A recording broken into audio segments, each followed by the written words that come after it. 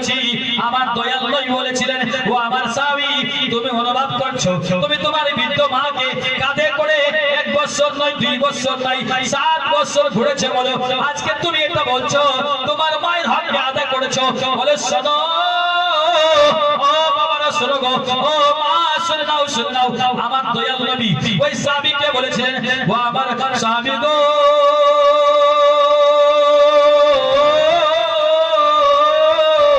তোমার মায়ের সেদিনের হক আদায় করতে পারো নাই। যদি তোমার মা তোমাকে প্রসব করার সময় মা বলে চিৎকার করেছিলে, গর্ভে ধরে মা জননী, ও মা তোমার জন্য বলছি মা গো, যারা সন্তান প্রসব করেছো, একটা সন্তান প্রসব করতে কত জ্বালা মাই জানে। সুবহানাল্লাহ। জগৎ বিখ্যাত আল্লাহর ওলি হযরত শিবলি রাহমাতুল্লাহ তাআলা আলাইহি তার বৃদ্ধ মাকে পিঠে করে নিয়ে একবার নয়, দুইবার নয়, 7 বার খানায় কাবার হজ করিয়েছে।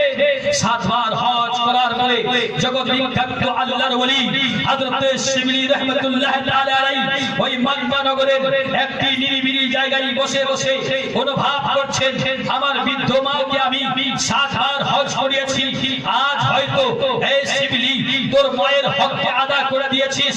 তারিখ প্রমাণ করে যেমনি জগৎ বিখ্যাত আল্লাহর ওলি মনে মনে অনুভব করছেন, হয়তো শিবলি তার মায়ের হক আদায় করেছেন।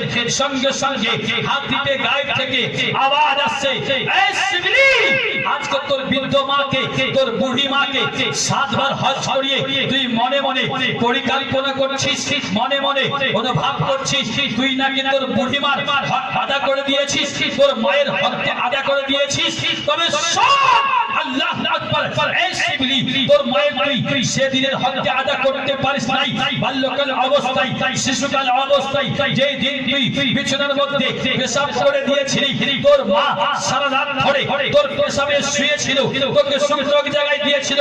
এই শিবলি তোর মায়ের তুই সেদিনের হক আদায় করতে পারিস না। সেদিনের হক আদায় করতে পারিস নাই, আজকে তুই 7 বার হজ করিয়ে এটা অনুভব করছিস তোর মায়ের হক আদায় করে দিয়েছিস। বলে দেন সুবহানাল্লাহ। হ্যাঁ, আমাদের সাহাবায়ে একজন সাহাবী নাম দৌড়ে দৌড়ে আমার দয়াল নবীর দরবারে হাজিরা দিয়েছেন, আরজ করছেন, সুবহানাল্লাহ। একটা বাচ্চা প্রসব করতে কত জ্বালা, মা জানে, চারটি কথা নয়, এই আমার দয়াল নবী বলেছেন, তোমার মা বাবার কদম তলে সবার জন্য জান্নাত রয়েছে। বলে দেন সুবহানাল্লাহ, আল্লাহু আকবার। এই জন্য মা, ও মা, তোমাদের একটা মেসেজ দিয়ে যাচ্ছি, দুটো পয়গাম দাও। আজকের প্রোগ্রাম থেকে দুটো পয়গাম জিম্মেদার স্টেজ রয়েছে, হাফিজ সাহেব তাওজ্জুহে তালিম। আল্লাহু আকবার।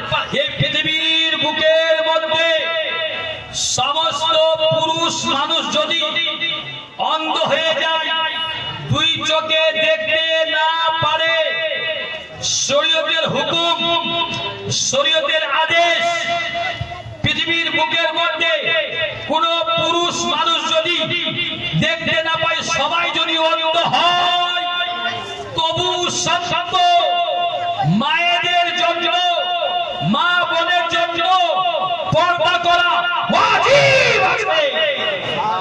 পর্দা করা ওয়াজিব আছে, পর্দা করতে হবে। আল্লাহু আকবার। আরেকটা পয়গাম নিয়ে যায়, শাশুড়ি যখন বউ নিয়ে আসে, কি নিয়ে আসলো? হ্যাঁ, বউ নিয়ে আসলো। ও মা, একটা ওয়াকিয়া বলে গো, একজন মা, বুড়ি মা, অনেক মিন্নত মানত করে আল্লাহর দরবারে প্রার্থনা করে একটা সন্তান হয়েছে। লালন পালন করলো, কত মহব্বত ভালোবাসা হলো, আল্লাহ আকবার, কত প্রেম আদর্শ হলো। শিশুটা জওয়ান হলো, জওয়ান হওয়ার পরে মা বলছে, এখন তো বৃদ্ধ হয়ে গিয়েছি, একটা সুন্দর করে বউ নিয়ে আসবো, আর আমি আমাকে করে কাটে খাবো। মাঝের সময় এখন একটা সুন্দর বউ নিয়ে আসবো, আল্লাহ আকবার, বউয়ের সাথে থাকবো, বউ আমাকে আদর করবে, যত্ন করবে। মা কত আশা নিয়ে একটা ছেলেকে বিবাহ দিল, যেমনি বউ ঘরে নিয়ে আসবে, আল্লাহ আকবার, সেই সময় বউ বলছে, এই নওজওয়ান, ওগো আমার শরীকে হায়াত, ও আমার স্বামী সাধু, আমি তোমার সঙ্গে থাকবো না, আমি তোমার সঙ্গে থাকবো না, যদি তোমার বুড়ি মা তোমার সঙ্গে থাকে। আল্লাহু আকবার কাবীরা। মা কত আশা করে, কত মিন্নত মানত করে তোমার আল্লাহর কাছে তোমার জন্য প্রার্থনা করেছিল, কত মহব্বত করে তোমাকে লালন পালন করলো।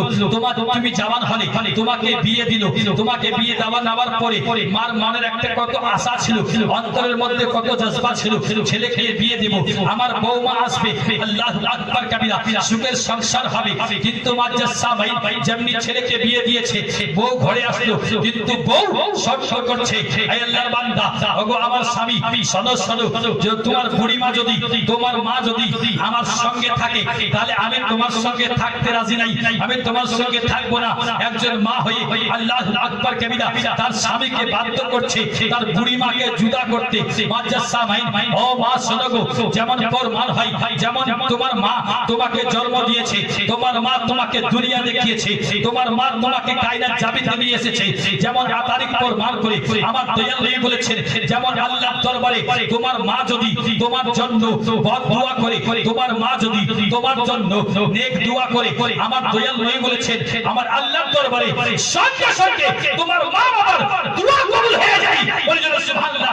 কিন্তু একটু আগে আসি, ফকির ইমরান কাদরি आपको ये पैगाम देना चाहता है, अल्लाह अकबर कबीरा, যেমন মা বাবার দোয়া আল্লাহর দরবারে রদ হয় না, ও মা তোমার শ্বশুর শাশুড়ির দোয়া আল্লাহর দরবারে রদ হয় না, সঙ্গে সঙ্গে কবুল হয়ে যায়, সঙ্গে সঙ্গে কবুল হয়ে যায়।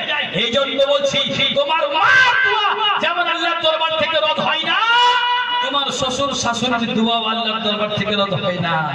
ও মা, এই জন্য বলছি, মায়ের সঙ্গে যেমন মহব্বত করবে, মা তুমি শাশুড়ির সঙ্গে তেমনই মহব্বত করবে। বলে যাবে সুবহানাল্লাহ। এই কথাটা বলে খবর করি না, বলে তো ইয়া রাসূলুল্লাহ